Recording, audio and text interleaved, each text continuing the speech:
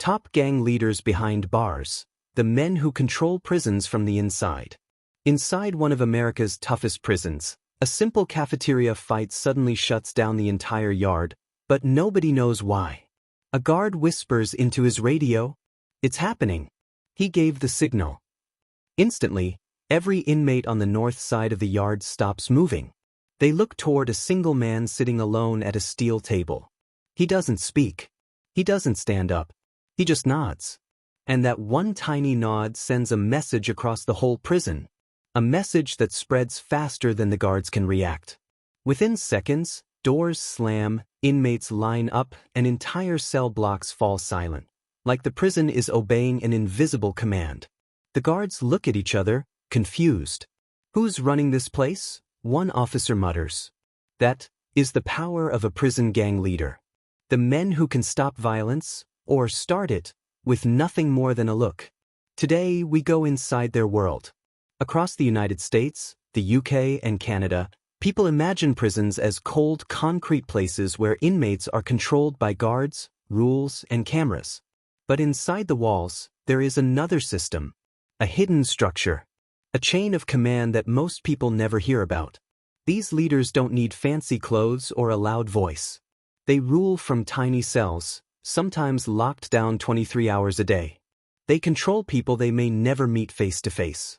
They move money, settle disputes, protect their members, and make decisions that can shift the entire balance of a prison. This story is about those men. The men who command respect. The men guards watch closely. The men prisons fear. The silent bosses of the cell block. In every major prison system, from California to Texas, from London to Ontario, some inmates hold more influence than others. But gang leaders? They're on a different level entirely. They rarely shout. They rarely show off. Their real power is quiet, controlled, and deeply organized. Many of them run their groups with rules. No disrespect. No harming innocent people. No causing chaos without permission. No personal fights that affect the entire gang. No breaking the chain of command. To survive, their members follow the rules closely. But how do these leaders control things? The answer is communication. Inside prison, messages move like a secret river. Some are passed through whispers near a fence. Some are written on tiny notes called kites. Others travel through lawyers, visits, or coded phone calls. And sometimes, orders are sent through simple actions. A hand signal, a tap on the table, or even a pause during a workout. One quiet leader can influence hundreds of inmates, even from solitary confinement. Operator, slower, more serious. For prison officials, this creates a challenge. They want safety. They want stability. But these leaders, whether they intend to or not, hold enormous sway over the entire environment. Sometimes they prevent violence. Sometimes they prepare for it. And sometimes, they simply try to survive in a world built on fear, loyalty, and reputation. But who are these men? And how did they rise to the top? To understand that, we must go deeper into the lives of the gang leaders themselves.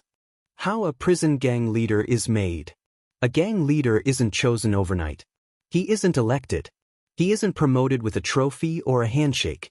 Inside prison, leadership is earned through something much harder.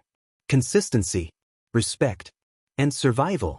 Some leaders rise because they're smart, able to think 3 steps ahead in a place where one wrong decision can cost lives. Others rise because they stay calm under pressure, never panicking when the doors slam, the alarms sound, or tensions build on the yard. And some are thrust into leadership because everyone else around them has fallen.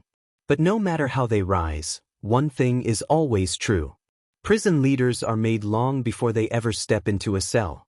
Sometimes they learned discipline from older inmates on the streets. Sometimes they survived neighborhoods where loyalty was the only protection. Sometimes they were the quiet observers, the ones who watched, listened, and remembered everything. When these men enter prison, they see things differently. Where others see danger, they see patterns. Where others see chaos, they see opportunity. Where others see fear, they see order.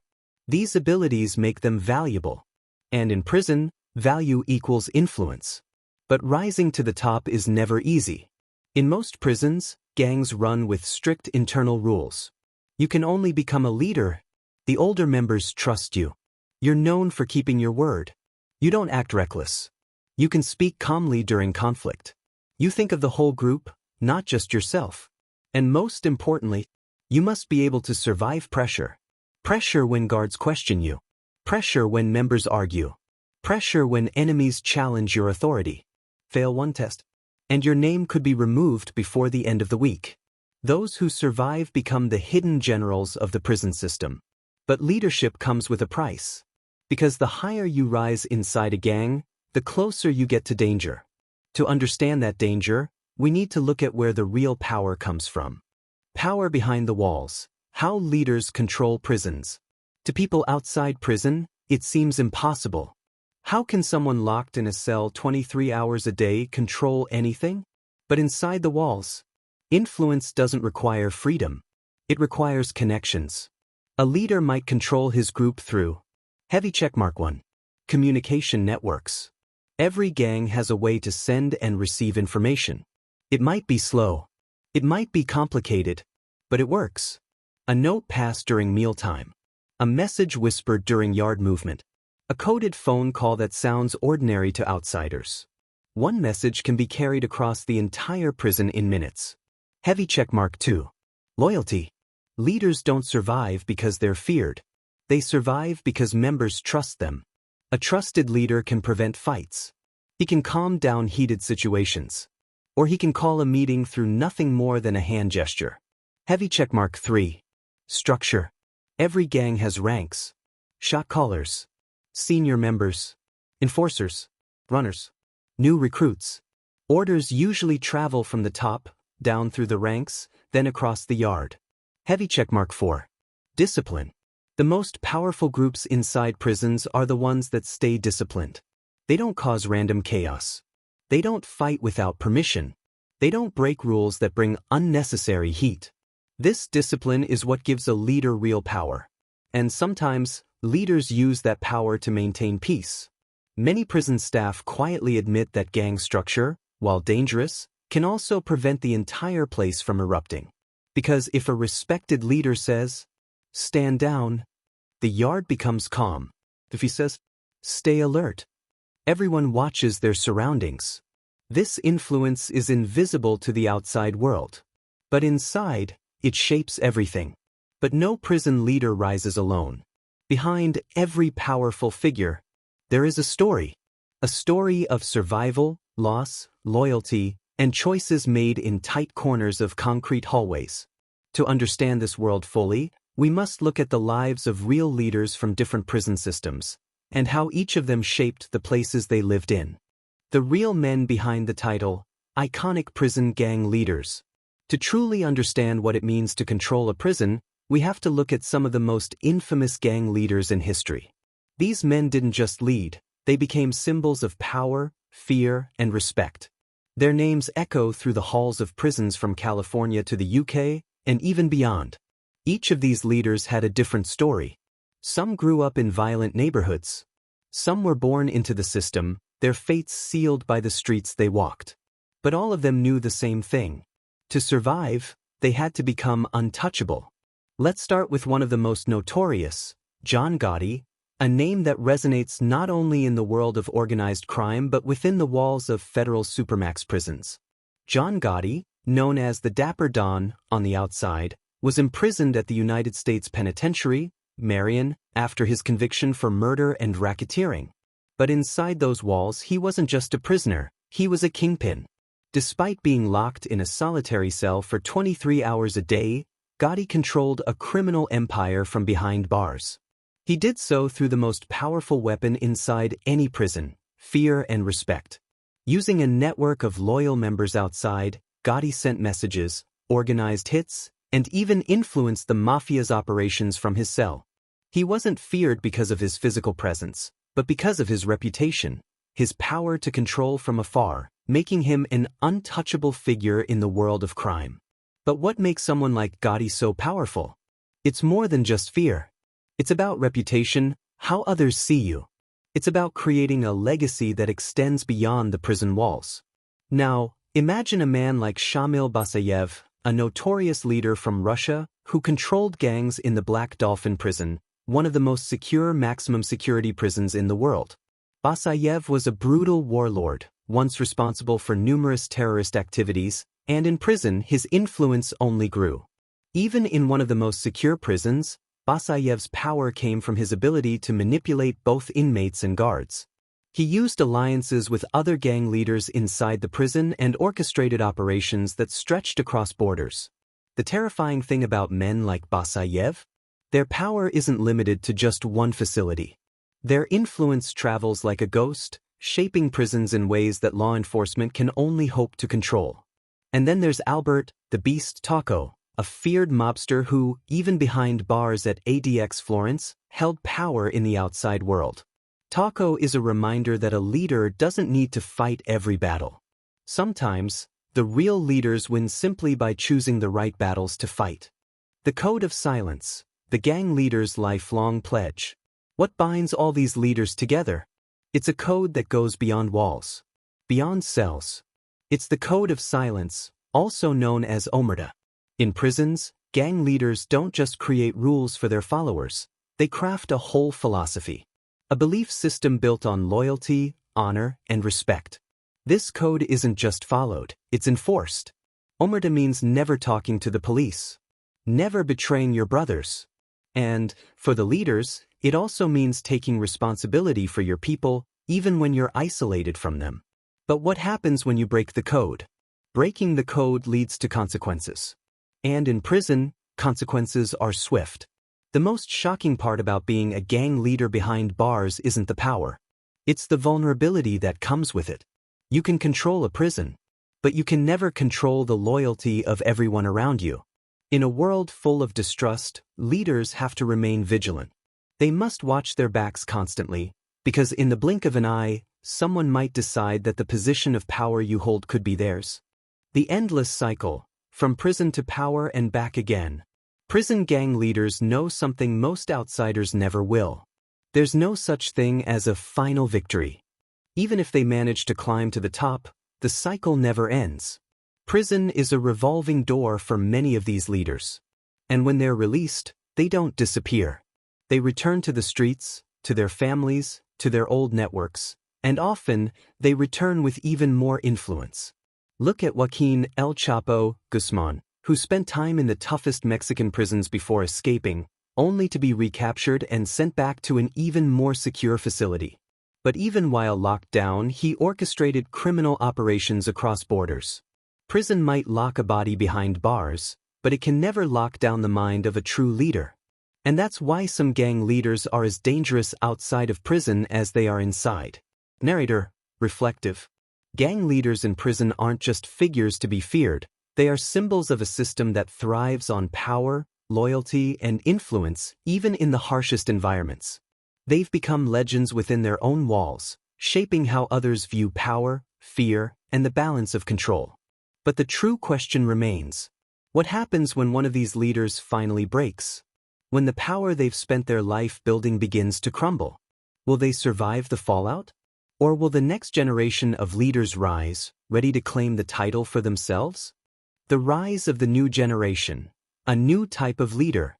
The old guard is fading. The notorious names of the past, Gotti, Baev, Taco, are becoming legends, their stories echoing through the halls of maximum security prisons across the world.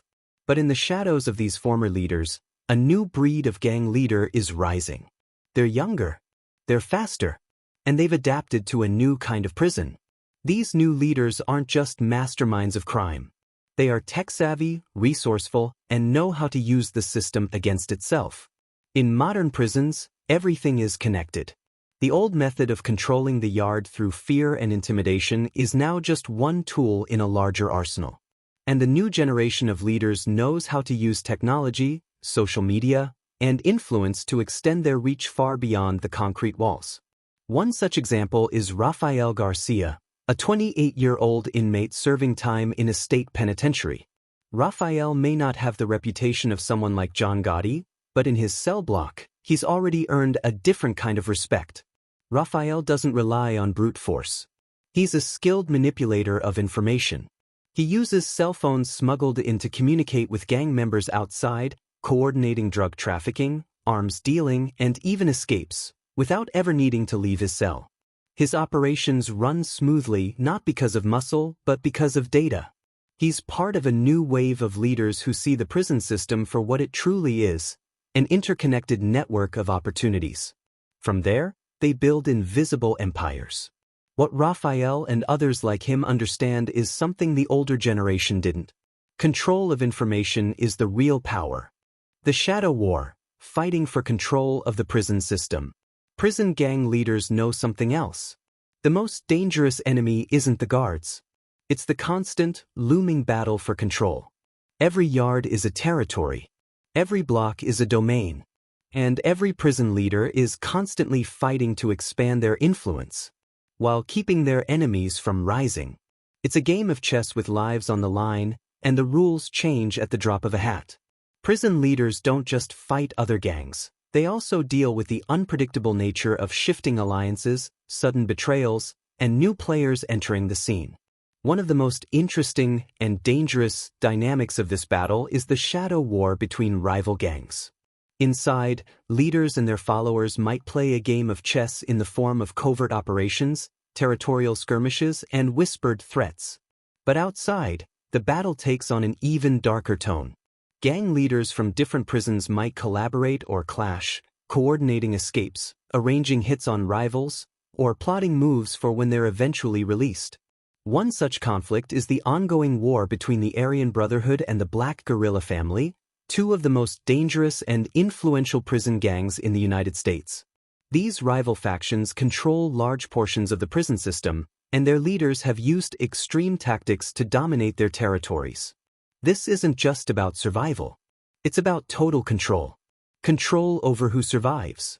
Control over who thrives. Control over who falls. And in this deadly game, the stakes are always rising. The fall of a leader. What happens when the system comes for them? Not every gang leader survives the test of time. In the brutal world of prison leadership, the fall from grace is often as dramatic as the rise. Prison officials, law enforcement, and even rival inmates know the cost of letting a leader maintain power for too long. Sometimes the system fights back. Sometimes it's the leader's own people that turn against them. But when a leader falls, what happens? What happens to the empire they built? What happens to the loyalty they commanded? And what happens to the men who depended on them for survival? Take Tyrell T-Bone Jackson, a leader who ruled the inside of one of the most dangerous prisons in the U.S. for years. Tyrell was feared for his ruthless control over the yard and his ability to manipulate both inmates and guards. But when he made one crucial mistake, underestimating the loyalty of his closest men, his empire began to crumble. The betrayal came quietly. A few wrong words, a couple of turned heads, and Tyrell found himself isolated from the very people who once protected him. Within weeks, he was moved to a solitary confinement unit, where he sat, cut off from the power he once had. And just like that, his influence ended. But in prison, even a fallen leader can have the last laugh. Because as soon as Tyrell's empire collapsed, a new generation of leaders rose, hungry for the power he left behind. The cycle continues. The prison system's cycle, never ending. The cycle of power in prison is never ending. One leader falls. Another rises. The battle for control continues, always shifting, always changing. And the system, though it tries to maintain order, is always at the mercy of the men who hold the keys to the cells. Inmates, guards, and even outside officials. No one can stop the natural order of things. The gang leaders will always find a way to control. The prison system will always find a way to resist. And the game will continue. So, the question remains, who controls the prison? Is it the guards? Is it the leaders behind bars?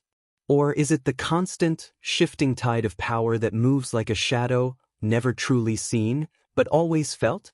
The never-ending battle for control.